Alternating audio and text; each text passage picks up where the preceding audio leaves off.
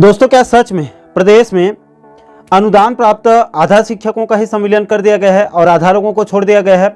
और जिन लोगों को छोड़ दिया गया है उनको वेतन वृद्धि, डीएचआरए और पदोन्नति जैसे अन्य लाभ भी क्यों नहीं मिल पा रहा है? आखिर आधा लोगों को मां और आधा लोगों के साथ मौसी जैसा सौतेला व्यवहार क्यों किया जा रहा है? दोस्तों, क्या है पूरा मामला? वीडियो को आप अंत तक जरूर देखिए और इस गंभीर और इस महत्वपूर्ण मुद्दे को बारीकी से समझने की कोशिश कीजिए। नमस्कार दोस्तों, मैं हूं आपका दोस्त लोकेश साहू और आप देख रहे हैं लोकेश छत्तीसगढ़िया यूट्यूब चैनल। आप सभी साथियों का हमारे इस चैनल पर बहुत बहुत स्वागत है। दोस्तों, कुछ दिनों से बहुत से साथियों के द्वारा अलग अलग वीडियो के नीचे कमेंट के माध्यम से और व्हाट्सएप मैसेज के माध्यम से निवेदन किया जा रहा था कि, और आज सुबह ही इस वीडियो को रिकॉर्ड करने से पहले ही किसी दूसरे वीडियो में एक साथी ने इसी मुद्दे पर कमेंट किया था और इस मैटर पर वीडियो बनाने के लिए निवेदन किया था। तो उनको रिटर्न में मैंने कमेंट किया था कि आज शाम तक आपको इस मैटर पर वीडियो मिल जाएगा।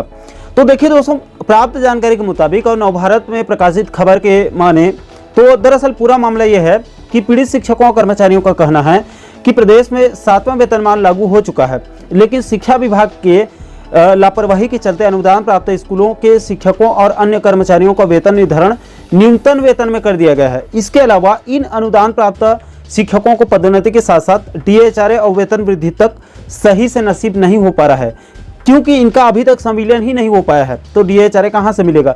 इसलिए अनुदान प्राप्त शिक्षकों ने शिक्षा विभाग के द्वारा अपनाई जा रही इस भेदभाव की नीति के खिलाफ अब आंदोलन करने का भी ऐलान कर दिया है। इसको लेकर अभी हाल ही में नवीन शिक्षक संगठन के द्वारा अनुदान प्राप्त स्कूलों के शिक्षकों के साथ बैठक लेकर वेतन निर्धारण में गड़बड़ी, शिक्षा विभाग के द्वारा उपेक्षापूर्ण नीति और पदोन्नति जैसे अन्य भत्तों को और मुद्दों को लेकर चर्चा हुई है।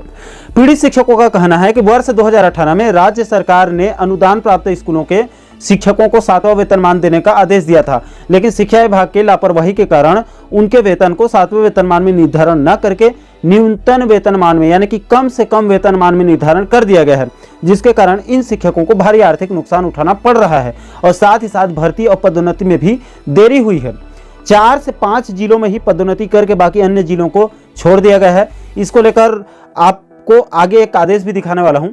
इन पीड़ित अनुदान प्राप्त शिक्षकों का यह भी कहना है कि 25 से 30 साल की सेवा के बाद भी शिक्षक आज भी एक ही पद में कार्य कर रहे हैं। शासकीय सेवा में 2 वर्ष की सेवा के बाद उनका संविलियन कर दिया गया, लेकिन अनुदान प्राप्त स्कूलों में 2 साल से कहीं ज्यादा हो चुका है, लेकिन अभी तक अनुदान प्राप्त शिक्षकों को और उनके कर्मचारियों को विभाग में संविलियन नहीं किया गया है।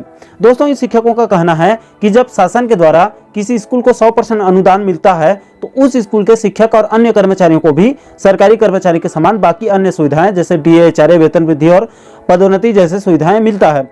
लेकिन चूंकि इनका संविलियन रोक दिया गया है, इसलिए इनको अभी सिर्फ वेतन के सिवा कुछ नहीं मिल रहा है और उस वेतन में भी बहुत कम, नहीं के बराबर ही वृद्धि हो रही है। अब दोस्तों, प्रदेश के अंदर किस प्रकार सरकार और विभाग के द्वारा अनुदान प्राप्त स्कूलों के शिक्षकों और कर्मचारियों के साथ सौतेला व्यवहार कर रही है, उसे भी आप समझ लीजिए। तो देखिए दोस्तों, इसके लिए आप छत्तीसगढ़ शासन स्कूल शिक्षा विभाग के बीते 19 जुलाई 2023 के यानी कि 2 महीना पुराना इस आदेश को देखिए। इसमें विभाग के द्वारा लोरमी ब्लॉक के छपरवा में अभ्यारण शिक्षण समिति द्वारा संचालित एक अनुदान प्राप्त मिडिल स्कूल में कार्यरत 7 कर्मचारियों को नियम को शिथिल करते हुए इस अनुदान प्राप्त विद्यालय के लिए स्वीकृत सेटअप के पदों के विरुद्ध कर्मचारियों का समायोजन यानी कि संविलियन करने के लिए संस्था को स्वीकृति प्रदान किया गया है। यानी कि ये सभी कर्मचारी और शिक्षक अनुदान प्राप्त विद्यालय में सेवा दे रहे थे और इनको अब संविलियन करके नियमित शिक्षक बना दिया गया है और अब इनको नियमित शिक्षक के समान बाकी सारी सुविधाएं मिलने वाली है।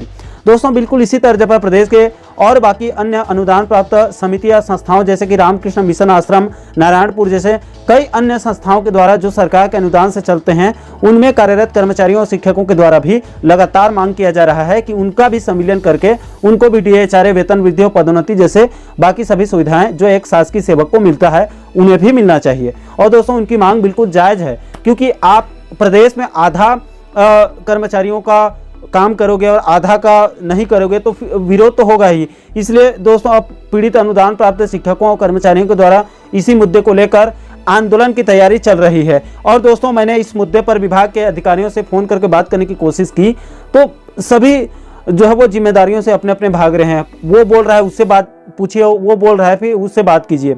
इसलिए हम आपसे पूछते हैं, क्योंकि आप जनता हैं और जनता की अदालत से बड़ी कोई अदालत नहीं होती है। दोस्तों, इस मुद्दे पर आप लोगों की क्या राय है? क्या वास्तव में यहाँ पर आधा अनुदान प्राप्त कर्मचारियों शिक्षकों के साथ धोखा हो रहा है या फिर नहीं?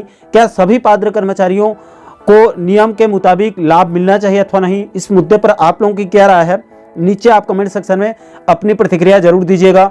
और साथियों, आपसे एक निवेदन है कि इस वीडियो को आप ज़्यादा से ज़्यादा शेयर कीजिए ताकि उन पूरी पीड़ित शिक्षकों और कर्मचारियों के साथ साथ शासन सत्ता तक भी आवाज़ जो है वो पहुंच सके और पीड़ित लोगों को न्याय मिल सके।